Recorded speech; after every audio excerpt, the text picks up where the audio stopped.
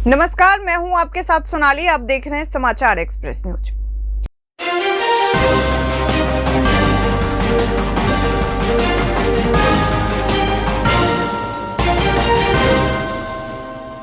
Delhi Cantt Old Nangal इलाके में 9 वर्षीय दलित बच्ची के साथ कथित बलात्कार और हत्या के मामले की चौतरफा निंदा हो रही। कांग्रेस के पूर्व अध्यक्ष राहुल गांधी के बाद अब दिल्ली के मुख्यमंत्री अरविंद केजरीवाल ने पीड़ित परिवार से मुलाकात की है। मुख्यमंत्री अरविंद केजरीवाल ने कहा कि जो बच्ची के साथ अन्याय हुआ है वो बेहद दुखद है। बच्ची को वापस नहीं लाया जा सकता, लेकिन दिल्ली सरकार पीड़ित परिवार के साथ खड़ी है। दिल्ली सरकार पीड़ित परिवार को 10 लाख का मुआवजा देगी। इस मामले में मजिस्ट्रियल जांच के आदेश दिए जाएंगे। इस केस में दिल्ली सरकार बड़े से बड़ा वकील भी लगाएगी ताकि आरोपित को सख्त से सख्त सजा हो। अरविंद केजरीवाल ने कहा कि दिल्ली के अंदर कानून व्यवस्था को ठीक करने की बेहद आवश्यकता है। कानून व्यवस्था को सुधारने की बहुत जरूरत है। केंद्र सरकार से अपील है कि इस मामले में सख्त कदम उठाए। दिल्ली सरकार उनका पूरा सहयोग करेगी। दिल्ली देश की राजधानी है, वहां यदि इस तरह की घटनाएं घटती है तो यह अच्छा मैसेज दुनिया के अंदर नहीं जाता। इससे लोग असुरक्षित महसूस करते हैं। बता दें कि सुबह के वक्त राहुल गांधी ने भी मुलाकात कर पीड़ित परिवार को न्याय का भरोसा दिया था। वहीं अब दिल्ली सीएम ने भी मुलाकात कर दोषियों के खिलाफ जल्द कार्रवाई का भरोसा दिया है। दिल्ली के कैबिनेट मंत्री राजेंद्र पाल गौतम भी पीड़ित परिवार से 2 दिन पहले मिल चुके हैं। उन्होंने भी परिवार को जल्द से जल्द न्याय दिलाने की, दोषियों के खिलाफ कड़ी कार्रवाई कराने की आश्वासन दिया है।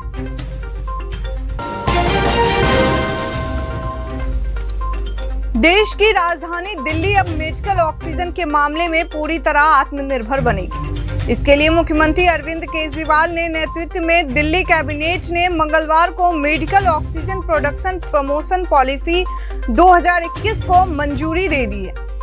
इस मौके पर अरविंद केजरीवाल ने कहा कि हमारी पूरी कोशिश है कि भविष्य में किसी भी मेडिकल इमरजेंसी से निपटने के लिए दिल्ली को मेडिकल ऑक्सीजन के उत्पादन में आत्मनिर्भर बनाया जाए। Medical oxygen production promotion policy 2021 oxygen उत्पादन संयंत्र लगाने, भंडारण सुविधाएं और ऑक्सीजन टैंकर स्थापित करने के क्षेत्र में प्राइवेट सेक्टर को कई प्रोत्साहन प्रदान करती है। यह पॉलिसी दिल्ली में ऑक्सीजन की उपलब्धता में सुधार करने में मदद करेगी, जो पिछली कोविड-19 लहर को संभालने में एक बड़ी बाधा बन गई थी। बता दें कि इस पॉलिसी की अधिसूचना की तारीख से 15 दिनों के अंदर सब्सिडी प्रोत्साहन अनुदान के लिए आवेदन लिए जाएंगे। यदि आखिरी तिथि तक आवेदन तय लक्ष्य क्षमता से अधिक आते हैं तो इसका चयन सभी पात्र आवेदनों के ड्रॉ कर दिया जाएगा। यदि आवेदन करने वालों की क्षमता लक्ष्य क्षमता से कम है तो सभी आवेदनों पर विचार किया जाएगा। इसके बाद हर माह 15 दिन तक आवेदन लिए जाएंगे। जब तक कि लक्ष्य प्राप्त नहीं हो जाता, पॉलिसी की अधिसूचना जारी होने की तारीख से अधिकतम 6 माह तक आवेदन लिए जाएंगे। दिल्ली में फ्री वाईफाई सुविधा जारी रहेगी। केजरीवाल सरकार की तरफ से मंजूरी दे दी गई है। दिल्ली कैबिनेट ने मंगलवार को दिल्ली में फ्री वाईफाई सुविधा को जारी रखने पर मुहर लगाई है। दिल्ली के 1561 स्थानों पर केजरीवाल सरकार अभी तक हॉटस्पॉट लगा चुकी है। दिल्ली दुनिया का पहला शहर है जहां सरकार की तरफ से पूरे शहर के लिए फ्री वाईफाई की सुविधा दी गई।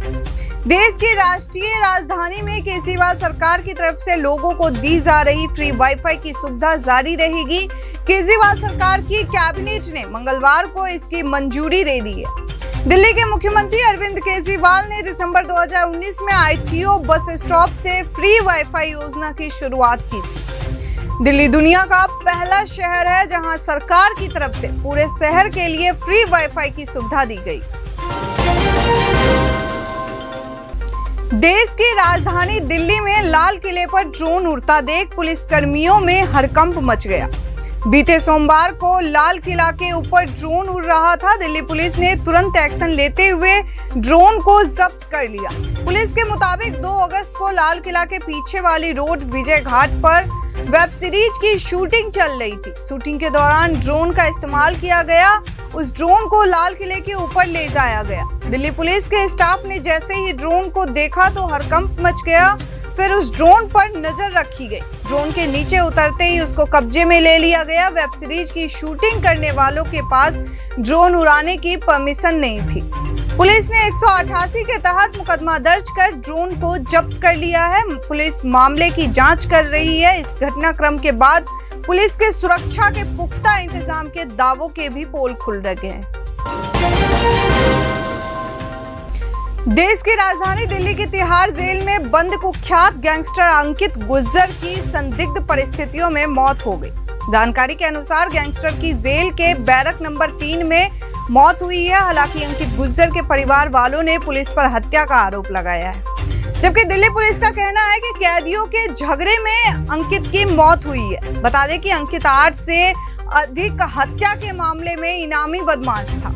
यही नहीं, गैंगस्टर के परिजनों का आरोप है कि जेल अधिकारी मीना ने कल अंकित के पास मोबाइल पकड़ा था। इसके बाद दोनों के बीच हाथापाई हुई थी। इसके बाद पुलिस उसे ले गई और उसे जमकर पीटा, जिससे उसकी मौत हो गई। वहीं अंकित के परिजनों के आरोप को लेकर पुलिस ने कहा कि कैदियों के बीच हुए झगड़े में उसकी मौत हुई है। वहीं दिल्ली पुलिस गैंगस्टर अंकित गुर्जर के शव को दीनदयाल अस्पताल में पोस्टमार्टम के लिए ले गई है, जबकि पोस्टमार्टम रिपोर्ट आने के बाद ही मौत का कारण और सही समय पता चल सकेगा। बता दें कि दिल्ली पुलिस की स्पेशल सेल ने मकोका के तहत दर्ज मामलों में पिछले साल मई में अंकित को पकड़ा था।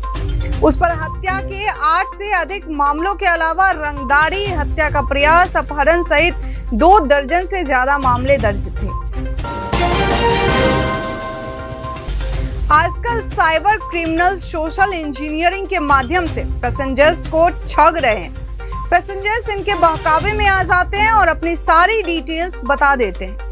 इसके बाद ये क्रिमिनल्स आसानी से अकाउंट खाली कर देते हैं। इस तरह के तमाम मामले ट्रेजरी विभाग और साइबर एक्सपर्ट के पास पहुंच रहे हैं। थोड़ी सावधानी बरतते हुए ठगी से बचा जा सकता है। पेंशन लेने वाले 60 वर्ष की उम्र पार कर चुके होते हैं। इस वजह से कोरोना के चलते वे घरों से बाहर कम निकलना चाह रहे हैं। ज्यादातर काम ऑनलाइन ही कर रहे। इसका फायदा साइबर क्रिमिनल्स उठा रहे और पेंशनर्स को आसानी से ठग रहे। गाजियाबाद के chief treasury officer Lakshmi Mishra बताती हैं कि उनके पास कई पैसेंजर्स ने शिकायत की है कि फोन कर उन्हें ट्रेजरी ऑफिस का कर्मचारी बताकर उनसे बैंक डिटेल, OTP और अन्य पर्सनल जानकारी बताने को कह रहे हैं। शिकायत में यह कहा गया है कि जिस नंबर से फोन आता है, ट्रू कॉलर में नंबर ट्रेजरी ऑफिस का आता है।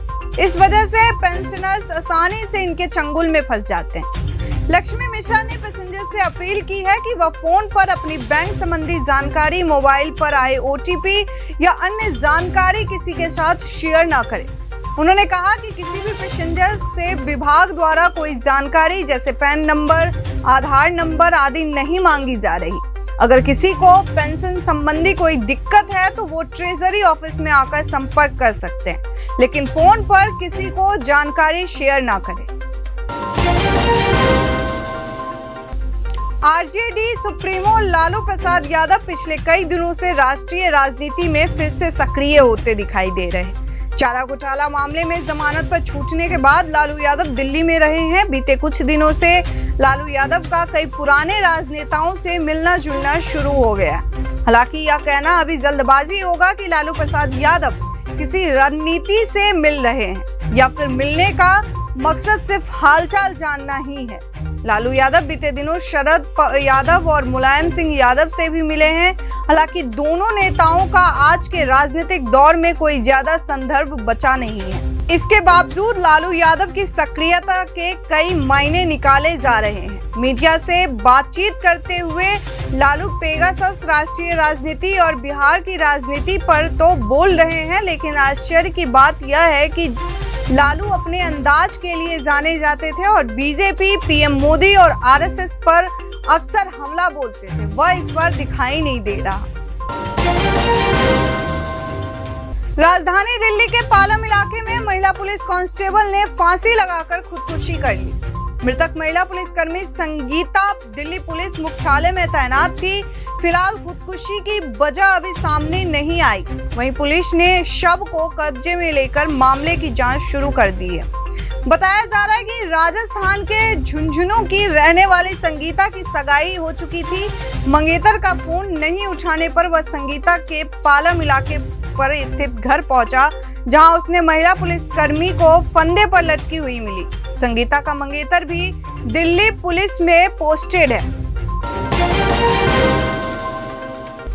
ग्रे लाइन पर नजफगढ़ से झांसा बस स्टैंड सेक्शन पर आगामी 6 अगस्त से परिचालन नहीं होगा। सूत्रों की माने तो परिवहन मंत्री कैलाश गहलोत की ओर से वहां की एक सड़क ठीक नहीं करने की आपत्ति के बाद खुद डीएमआरसी प्रबंध निदेशक मंगू सिंह ने सड़क की मरम्मत होने तक इसे टाल दिया, जिसके बाद यह लगभग साफ हो गया है कि पिंक लाइन के साथ अब ग्रे लाइन को नहीं खोला जाएगा। स्थानीय लोगों को अभी इंतजार करना पड़ेगा। सूत्रों की माने तो परिवहन मंत्री कैलाश गहलोत के सड़क मरम्मत को लेकर लिखे गए पत्र के बाद डीएमआरसी ने ग्रे लाइन खोलने की योजना फिलहाल टाल दी है।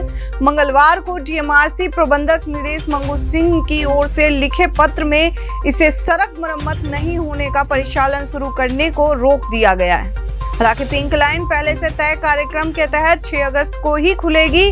डीएमआरसी से जब इस पर बात करने की कोशिश की गई तो उन्होंने कोई प्रतिक्रिया नहीं दी।